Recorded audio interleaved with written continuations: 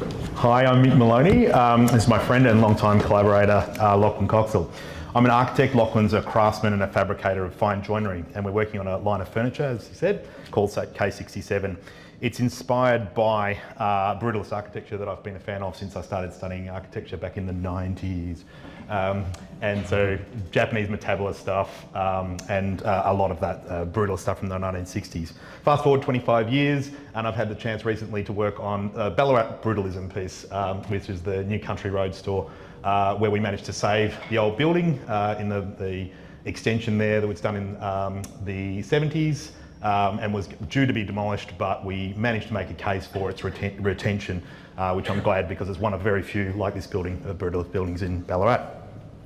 K67 is a name that we borrowed as an homage from these beautiful little prefabricated pods that popped up all over Eastern Europe in the sort of 60s, 70s and continued into the 90s. The collaboration model, or the workflow that we were anticipating is on the top, and the workflow that we've actually created is on the bottom. So yeah, the process of designing furniture turns out not to be linear. It's very convoluted. These are some sketches. All architects tend to start projects with sketches. These are the ones on the left are the ones that I show people and occasionally give away. But the ones on the right are what's truly inside my brain, which is chaos. So these sketches are what we work with in our collaboration.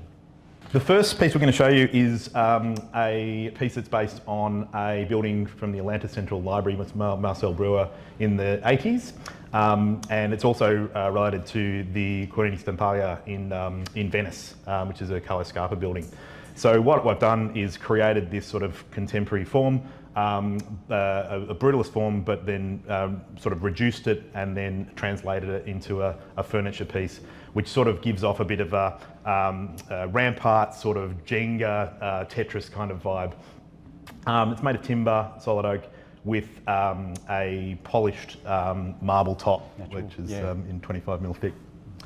The second piece is a piece that's inspired by the New Haven Rare Book Library, as well as a piece of furniture from the 50s by a Melbourne designer and a classic old JBL speaker.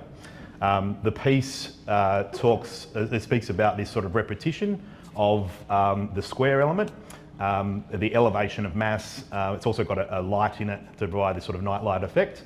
And it's sort of the perfect spot that I designed it for my own house, basically, to put my record player on. The third piece that we've got tonight to show you is related to St Mary's Cathedral, which is over in the States, as well as the cruciform column from Mies van der Rohe's Barcelona Pavilion and the new National Gallery in Berlin. This piece, as you can sort of see, is kind of an abstraction of what's going on there, but turned upside down to create a small side table, which we're calling Mary. And the idea is, again, it's made of timber, but recalls those brutalist elements. And it's got a nice little slot in there where you can hide the remote control.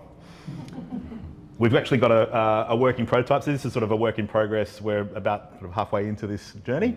And we've got a prototype that we can show you tonight. It's pretty rough. In my architecture studio, we do a lot of CADCAM stuff. We've got a 3D printer. We will make prototypes and a really tiny CNC. But all of this is really useful for developing tiny little models that we can sort of look at the thing and then go, actually, that feels about right.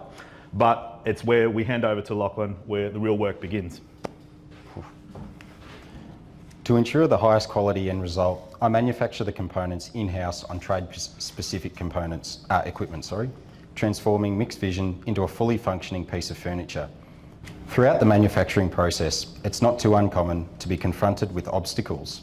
My Blum multi-borer Pitchett does the work of a flatbed CNC machine, taking up a fraction of the room. This allows me to build in a comfortable space and overcome any issues. Being hands-on is dirty. Using quality machines with sufficient extraction and an enclosed body, the edging process delivers a clean finish whilst remaining safe. With a conveyor feeding the workpiece to the trolley at the end, this machine really does the work of 10 men. Working with Mick and the Moloney architecture team on Lyons House was an example of how important the discussion phase of any project is between the designer and tradesman. Mick and I brainstormed, made prototypes, and in the end, produced the best possible product for the clients. The dining table pictured was manufactured using offcuts from the laminated rafters above, whilst the tall storage unit maintains the same colourings. Its main focal point is the Victorian ash porter mouldings encasing the giant matte black steel structures supporting it. Truly two one-off pieces showcasing the contrast between light and dark. Producing bespoke joinery or furniture pieces often means using unconventional methods, thinking outside the box, as well as discussing with Mick pros and cons of different techniques, allows us to overcome issues as seen here, where the piece needed to maintain its structural integrity without losing its edge. And this is just the last slide. We thought we'd conclude with this to talk really about the importance of collaboration. Neither one of us could make the work that we're making on our own, and we're learning so much from each other about how each other work. Yes. So we're looking forward to launching K67 soon, so keep an eye out for it. Thank you. Thank you.